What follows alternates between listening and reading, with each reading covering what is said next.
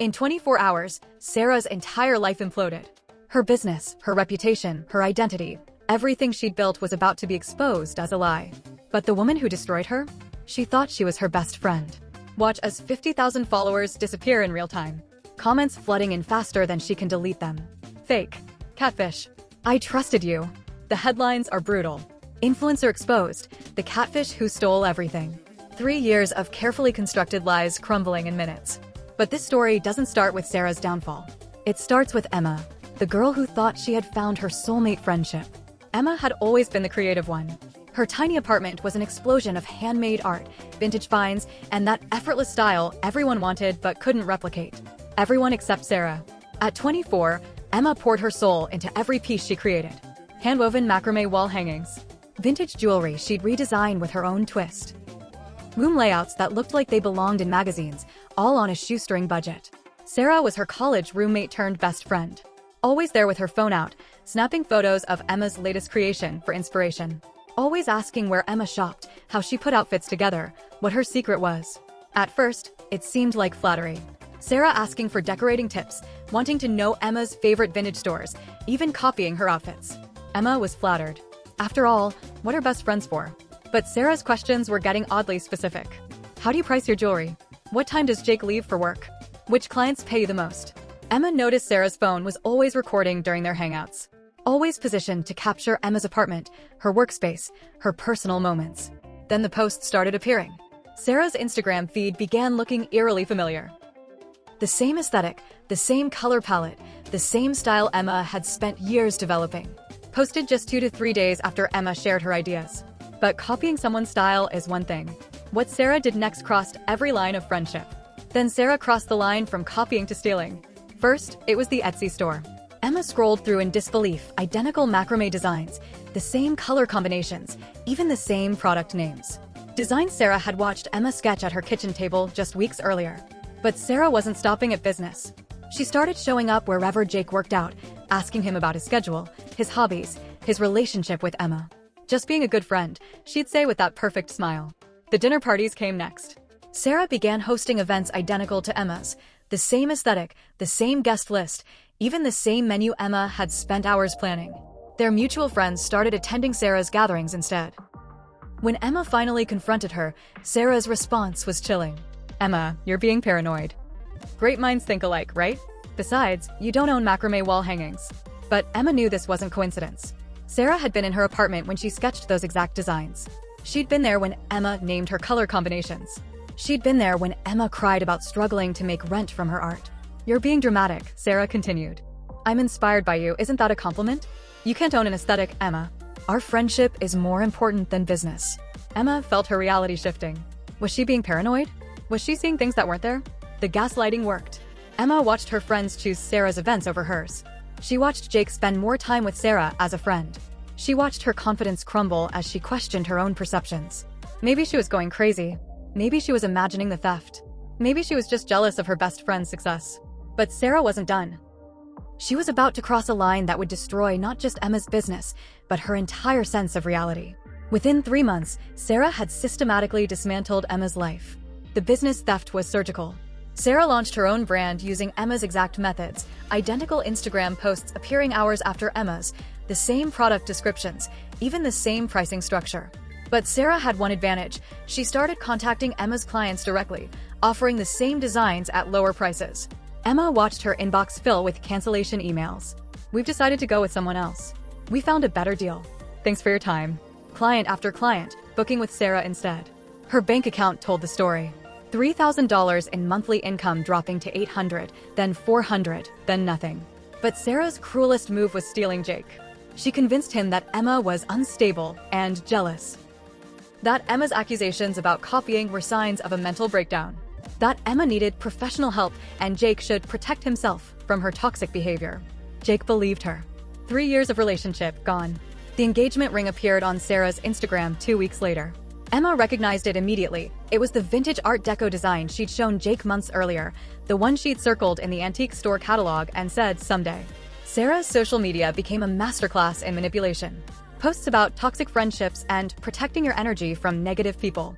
Her followers ate it up, praising her for cutting out the drama in her life. Emma's friend group followed suit.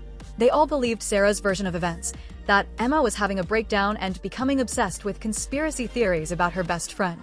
Emma found herself completely alone, questioning her own sanity. Maybe she was paranoid. Maybe she was seeing things that weren't there. Maybe she was the toxic friend. She spent nights crying in her empty apartment, wondering if she'd imagined the whole thing. She deleted her social media accounts, couldn't bear to see Sarah's success built on her stolen ideas. She considered giving up her business entirely. The panic attack started when she tried to create new designs. Every time she sketched something, she'd freeze, wondering if Sarah would steal that too. Her hands would shake, her chest would tighten, and she'd have to stop. Sarah's victory lap was complete. Business booming with Emma's stolen client base.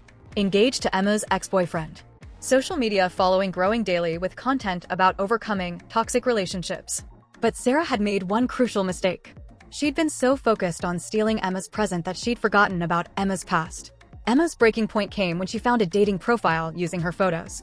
She was scrolling through a dating app, trying to move on from Jake, when she saw her own face staring back at her. Same photos, different name, Jessica, 23, looking for my soulmate. She was about to report it when she noticed something strange. The profile was created 3 years ago. 3 years ago, when she and Sarah were roommates. Emma's hands shook as she started reverse searching her photos. What she found made her stomach drop. 15 dating sites. All using her photos. All with different names, ages, locations. Ashley from Portland. Madison from Seattle. Rebecca from Denver. But the worst part wasn't the stolen photos. It was the conversations. Sarah had been using Emma's images to catfish men for years. Emma scrolled through screenshot after screenshot of intimate conversations, fake relationships, emotional manipulation. Men sending money, gifts, plane tickets to meet Emma who would never show up. The financial records were staggering. PayPal transactions, Venmo transfers, Amazon wish lists. Over $50,000 in gifts and money obtained by pretending to be Emma. Emma realized this wasn't random identity theft. This was systematic, calculated, planned. Sarah had been studying her for years. Every conversation they'd had about relationships, every story Emma shared about her dating life, every intimate detail about her preferences and personality, Sarah had been taking notes. Emma's blood ran cold when she found Sarah's laptop, left behind after she moved out. Hidden folders labeled Emma Research. Voice recordings of their private conversations. Photos of Emma's apartment layouts, jewelry designs, personal items. Screenshots of Emma's social media going back years. The most chilling discovery was a document titled Project Emma Timeline. A detailed plan of how to gradually become Emma. Step-by-step instructions Sarah had written to herself. Month 1 to 6, copy aesthetic and style choices. Month 6 to 12, establish similar business, study her methods. Month 12 to 18, integrate into her social circle, gain trust. Month 18 to 24, begin client acquisition, relationship interference. Month 24 plus, complete identity acquisition, eliminate original. Emma's entire friendship had been a lie. Sarah hadn't been her best friend. She'd been her stalker, her study subject, her victim. Every intimate moment they'd shared, every secret Emma had confided, every vulnerable conversation, it had all been ammunition for Sarah's plan to steal her entire identity.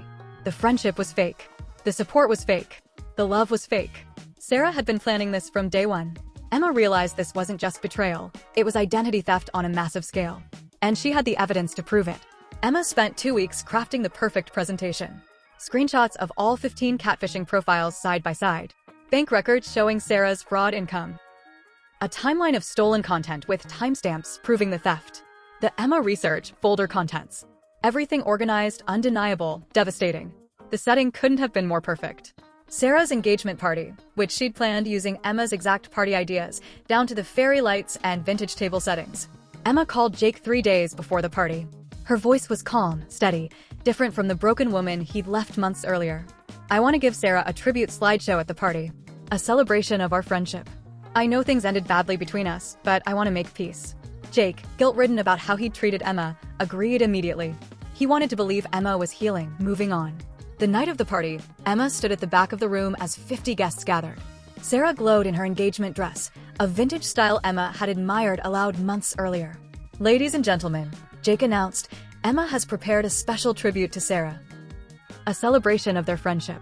The first slide appeared on the big screen, a tribute to my best friend Sarah, with innocent photos of them together from college. Sarah smiled, touched by the gesture. The guests smiled too. How sweet that Emma had moved past their drama. Slide 2 changed everything. Side-by-side comparisons of Emma's original Instagram posts next to Sarah's copies. Same angles, same props, same captions. Posted days apart. The timestamps were damning. Sarah's smile faltered. A murmur rippled through the crowd. Slides 3, 4, and 5 continued the pattern. Every major design Sarah had claimed as her own traced back to Emma's original work. The evidence was undeniable. The room grew quiet, uncomfortable. Then slide 6 appeared. Emma's face on a dating profile. But not Emma's name. Jessica, 23, looking for my soulmate. Sarah's face went white. Slides 7 through 10 showed more profiles. More fake identities. All using Emma's photos. All created over the past 3 years. The gasp started. Phones came out. Guests began recording. Slides 11 through 15 were the most damaging. Screenshots of Sarah's conversations with men she'd catfished. Financial transactions. Money transfers. Gift receipts. $50,000 in fraud, all using Emma's identity. Sarah tried to speak, but no words came out. Jake stared at the screen in horror, then at Sarah, then back at the screen. Slide 16 was the smoking gun. The Emma research folder. Photos of Emma's apartment. Voice recordings of their private conversations. The timeline document, Project Emma, How to Become Her. The final slide appeared. The real question is, who is Sarah really? Emma stepped forward, her voice carrying across the silent room. Sarah isn't my best friend. She's not even Sarah. She's a fraud, a catfish, and a criminal who's been stealing my identity for 3 years. Everything you think you know about her, her style, her business, her personality, it's all stolen from me. The room erupted. Jake ripped the engagement ring from Sarah's finger. You're sick. You're absolutely sick. Guests crowded around Emma, showing her their phones. We're posting this everywhere. Everyone needs to see this. This is insane. Sarah finally found her voice, but it was too late.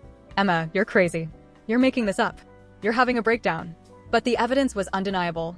The photos, the bank records, the timeline, it was all there. Someone called the police. Emma's stolen clients, watching the live stream, began commenting in real time. She stole from me too. I can't believe I trusted her. I'm canceling everything. Sarah's world collapsed in real time. Public humiliation at her own party. Business evaporating as clients fled. Criminal charges for fraud and identity theft. Complete exposure of her fake personality. She tried to run, but there was nowhere to go. The evidence was already viral. Her reputation was destroyed. Her freedom was about to be taken away. Emma watched it all from the back of the room, feeling something she hadn't felt in months, powerful. But Emma's revenge was just the beginning of her real transformation. The headlines wrote themselves. Instagram influencer exposed as serial catfish. Woman steals best friend's identity for 3 years. The friendship fraud that shocked social media. Sarah's accounts were suspended within hours.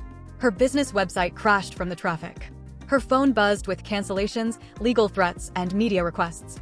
Emma's phone buzzed too, but with a different kind of message. We believe you. This happened to me too. Thank you for speaking out. The legal system moved swiftly. Sarah was sentenced to 18 months in prison and ordered to pay back every penny she'd stolen, plus damages. $57,000 in restitution to Emma. Criminal charges for fraud, identity theft, and wire fraud. Emma's clients returned with apologies and larger orders. We should have listened to you. We're so sorry we doubted you. Your work was always better anyway. Even Jake came back, hat in hand, begging for forgiveness. He helped Emma expose more of Sarah's lies, provided testimony for the criminal case, and slowly, very slowly, began earning back Emma's trust. But Emma's real victory wasn't Sarah's punishment. It was discovering who she was when she stopped doubting herself. Without Sarah's constant copying and manipulation, Emma's creativity exploded. Her business grew beyond anything she'd imagined. The authentic Emma, the one who'd been suppressed by years of gaslighting, emerged stronger than ever. She developed unshakable confidence in her instincts and perceptions. She built stronger boundaries in relationships. She created new friendships based on genuine connection, not manipulation. Most importantly, she turned her trauma into purpose. Emma became an advocate for catfishing victims, helping others recognize the signs of identity theft and manipulation. Her story went viral, inspiring thousands of people to speak out about their own experiences. Documentary filmmakers reached out. Podcast hosts wanted interviews. Emma's business became a symbol of authentic creativity triumphing over imitation. The new Emma was unstoppable. Not because she was perfect, but because she was real. 6 months later, Emma stood in her new studio, twice the size of her old apartment, filled with original art and genuine joy. Her social media showed authentic growth and engagement from people who loved her for who she actually was. The photo on her desk showed her and Jake at a genuine celebration, not a performance, not a copy, but a real moment of happiness earned through truth and healing. Emma learned that the most powerful revenge isn't destruction. It's becoming so authentically yourself that the person who tried to steal your identity becomes irrelevant. Sarah spent years trying to become Emma, but she never understood that Emma's real power wasn't in what she created, it was in who she was. The last shot showed Emma's hands creating something completely original, something no one could copy because it came from a place only she could access, her authentic self. The text appeared, "Be original. Be yourself. Be unstoppable." Have you ever had a friend who seemed too interested in your life? What would you do if someone stole your identity? Tag someone who needs to hear this story. Because in a world full of copies, the most radical thing you can be is yourself.